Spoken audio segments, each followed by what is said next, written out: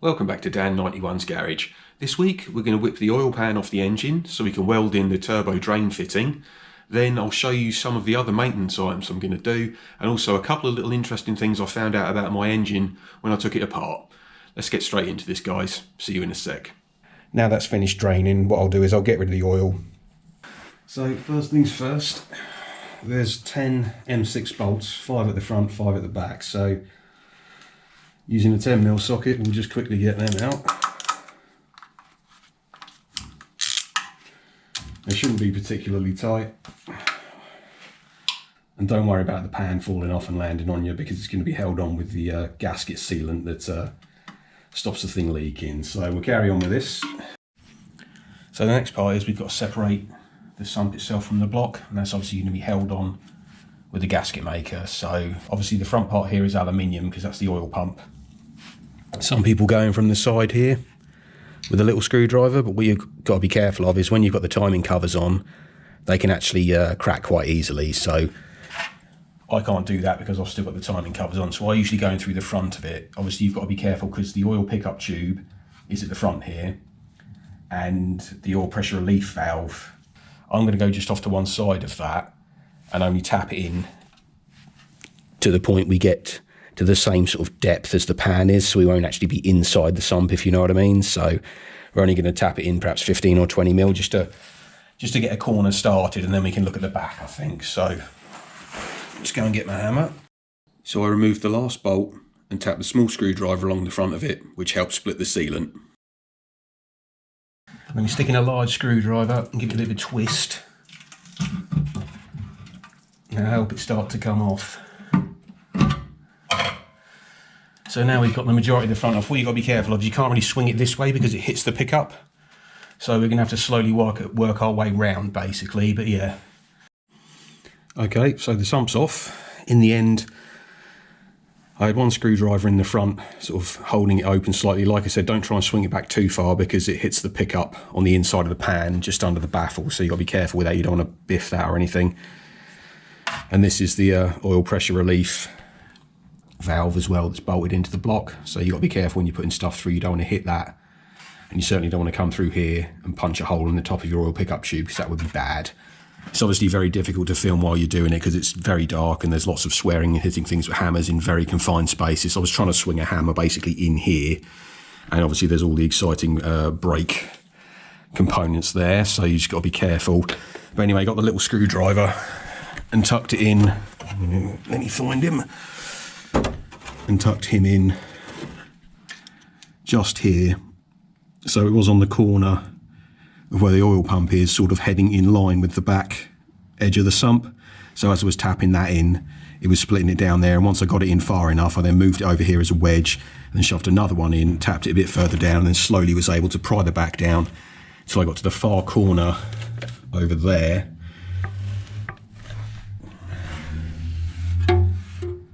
And when it was at the far corner here, I was able to just sort of wedge it down. You have to basically drop the sump down completely straight. If you try and bend it or tilt it at an angle, if you try and tilt it back, it catches on the pickup, and if you try and tilt it sideways, it always catches on the pickup as well.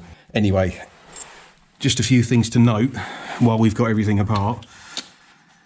If you have a look up in here, so this hole here is the oil return from the oil pump itself. So obviously this grey aluminium area here is the oil pump, and obviously it's cooled and lubricated by engine oil sort of through itself. What you've got to be careful of is when you put this pan back on, you don't want too much gasket maker on it. As you can see, where it squeezes down, it does push out this way a bit. Mine's completely clear, thankfully, and there was no problems with that. But if that blocks up, then obviously your oil pump isn't going to be lubricated properly. So you've got to be careful with that when you're putting stuff back on. Obviously this is the dipstick sticking through, so we're going to take him out before we put the pan back on, because the last thing you want to do is catch it and then pin it back, as we've all seen that photo on Instagram. So there's two different types of crank for the 4EFE and the 4EFTE. The 4EFE ones are marked 4E and the 4EFTE ones are marked 4ET. And as you can see, for some reason unknown to everyone apart from a few engineers at Toyota, mine has a 4ET crank. So mine already has the stronger turbo crank in it, But as we can see up in here, you can see how skinny those freaking rods are. So yeah, they're not the most robust of rods. What we're going to do now is spend the next hour or so lying under here with a Stanley blade scraping off all of this old gasket. So I'm going to try and cut that off. Obviously, you've got to be careful not to scratch any surfaces, etc. So the weapons of choice to remove the old sealant from the block: use the Stanley blade, nice and stiff, scrape that along anything flat. That obviously removes all of the dried on sealant quite easily with that. Then anything that was stuck in the groove, obviously there's grooves on the oil pump and also on the main carrier at the back. So generally just gave it a bit of a poke around with a blunt little screwdriver here. Obviously careful not to scratch anything, which is why I use a blunt one. And then whatever was left, just a brass brush, scraping the hell out of it like a madman, lying on my back, as all of the oil and bits of gasket rained down on my face. So that wasn't the nicest job in the world. So one thing you can do as well to help get the pan off a bit easier is once you've tapped in your little screwdriver, what you can do is get yourself what would be a putty knife. This is just a ruler to show as an example, but a putty knife is just a sort of flat blade of metal with a handle on it. And if you sharpen up the end a little bit, what you can do is then use that essentially as a little knife, and you tap the end of it with a hammer to cut your way along and cut the silicone gasket.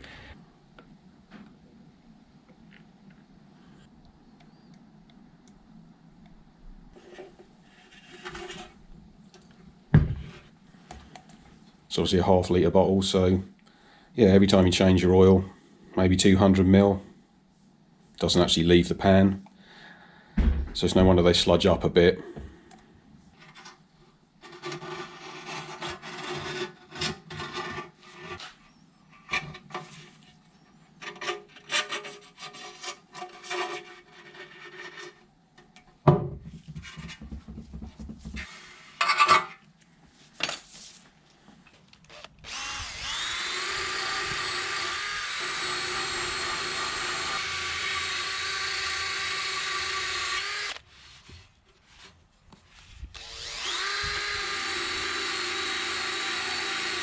So the next thing to do is check that the lips are actually still straight.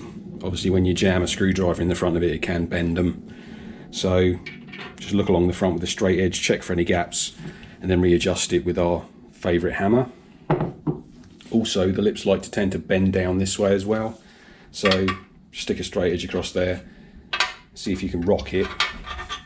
And if it wants to rock up onto any of them, you'll know there needs a little bit of a tap. I've done all of mine now, apart from this one corner here. And I can see that there's a little bit of extra adjustment needed on this corner here, so stick it on the edge of the table. Don't go nuts, it is steel and it's quite thick, but it doesn't take a lot of effort. Straighten them out. It's a lot better already. I'll carry on doing this. So we need to pick a place to put the turbo oil return fitting. So you can either use a bolt through fitting like this from Mamba, which is, this one's a 3/4, so it's 19mm, but I need a 16mm. So I basically just got myself a piece of 16mm pipe, 2mm wool, welded a little bead around the end of it to act as a barb, and then sort of filed it down and shortened it up. So we're just basically going to drill a hole and weld it on there. So on the Glanza, the position for the return is about 25mm up from this sort of far edge of this rib here. So 25mm up or an inch up, that's where the return fitting goes. My turbo is slightly offset to the driver's side a bit more, so what I think I'm going to do is move it over here. What I've done is I've measured up from this bolt hole on the engine. So this is the bolt hole we're using for the datum on the sump, so that's where that is. This is the position for the Glanza one, and my central core of the turbo lines up more like with this boss here from a few pictures I've looked at, so thankfully there's nothing really behind it. So we'll move over to where our drain is, which still puts us on this flat area of the pan here. So we'll line it up with the front edge of this rib this time, and it's the same height as the other one, so we'll go 25mm up from there.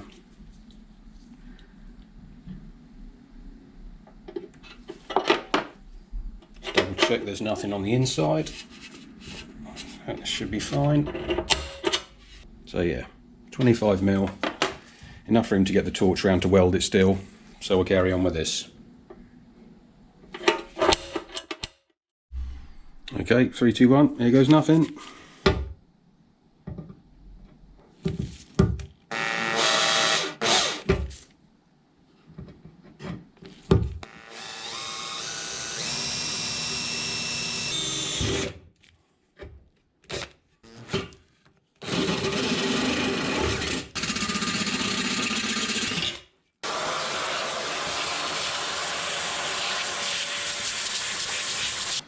And hopefully my little trick worked.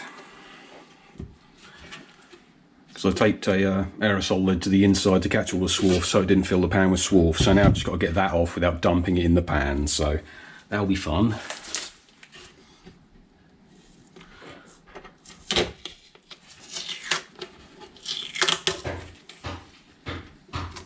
Carefully.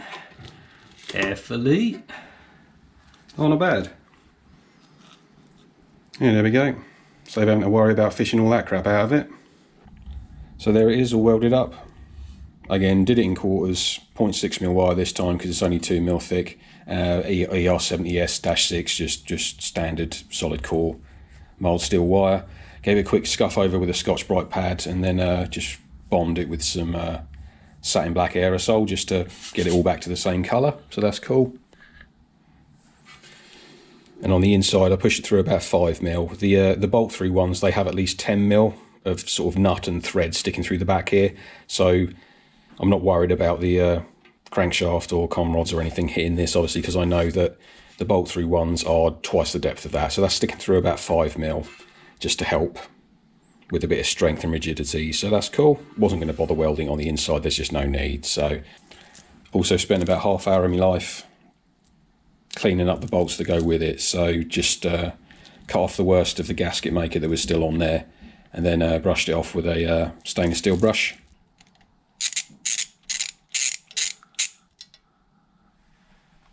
So while I'm in there, I thought we might as well change the O-ring on the oil pickup pipe. So obviously that's the strainer oil pickup pipe that goes to the pump. And there's obviously an O-ring on here that seals it to the block. So if that cracks or splits, then you end up with low oil pressure, and it's a real pig to change because obviously you have to take the pan off again. So rather than go through the possibility of that, I thought I might as well change it. And this one has actually gone quite hard because even though it's only got like 44,000 miles on the engine, obviously these O-rings do harden over time once they're completely submerged in oil. So it's quite simple to do. Undo the 3 bolts that hold it to the actual block itself and then pull straight down very gently on this. A little bit of a twist maybe, but don't try and pitch it side to side.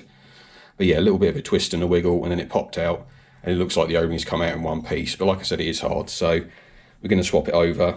Obviously you need to dig that off, but careful not to scratch or damage the metalwork underneath. So I'm going to use a wooden bamboo skewer here. So we'll give that a whirl, pop that off, change the O-ring, and then should be ready for another, well, however 20 plus years without any problems. So that's cool. One other thing I just like to notice these things, but on the feet themselves that bolt to the block, rather than just being a single skin of metal, if you have a look inside there, I don't know if the GoPro is going to show it very well, but there's another little disc or another little sort of pad of metal they've spot welded on. So it's actually sort of double thickness there. So there's no chance of it sort of vibrating and cracking in use when you're revving the nuts off it. So we'll pop that off. I don't know how easy it is going to be to do it on camera without swearing, but oh well, we're underneath it now.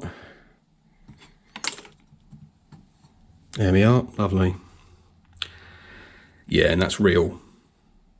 That really is quite hard, and it's lost all its stretch certainly. So that's off of that. This is the new part number if you need it, 96721-24015. So yeah, we'll pop him on there, put a bit of oil on it, clean all this stuff up, chuck it back on the car. You don't need to see the process of cleaning it obviously, but yeah, I'll give it a quick degrease and stuff while it's off, and then she'll be ready to put back on. Yeah, the O-ring, I just lubed it up with some Vaseline, or just engine oil's fine as well. And when you put it, line it up back over the hole, and remember to push it straight up.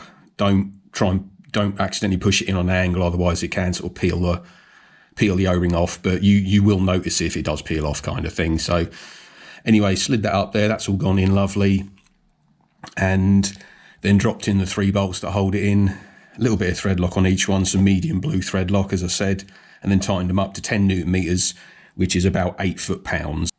So now it's time to put the pan back on. Obviously, you need to push the dipstick back up out of the way. Also need to clean off. What I did is I put some oil on the sort of iron mating surfaces because I didn't want any flash rust over the last sort of couple of days I've been dicking around with this.